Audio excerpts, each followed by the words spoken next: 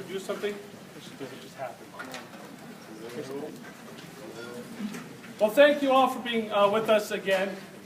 It's going to be a rough afternoon and a rough drive, so we really appreciate your being here. I'd like to say at all of these, you have many choices with where you can be, with what you can do with your time, and the fact that you choose to spend it supporting these young people and supporting music.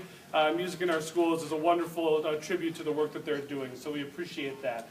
We opened with a loud and raucous piece by John Mackey, who's a young American composer. The work is called Undertow, and you can practically picture being pulled underwater by swift currents as that piece goes on. We're going to totally change gears now to a piece by another young American composer, actually a good friend of John's, named Eric Whitacre. And this piece is called Sleep. You may have heard about the virtual choir. You've seen something on the Today Show about this. You may have been one of the people who donated about $120,000 on Kickstarter to make virtual choir 4 a reality.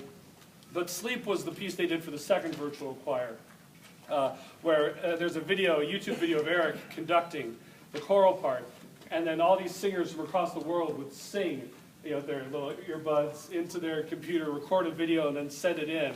And some person with a really nice computer would crunch them all together and make an enormous kind of collage of all those voices. So if you want to go home, when you're snowed in for the next 2 weeks, just check out Virtual Choir. You'll be able to see Eric and see his conducting. This was originally a choral piece. He wrote it many, many years ago. And it was a setting of Stopping by Woods on a Snowy Evening by Robert Frost, which is appropriate for us today. And he wasn't able to get the rights to get it published from the Frost estate until 2038. So he had a friend of his named Charles Anthony Silvestri write another text, again, that has to do with kind of the hours, the late night hours before going to sleep. So we go from the raucous energy of Undertow to the peaceful repose, beautiful sounds of Eric Whitacre's Sleep.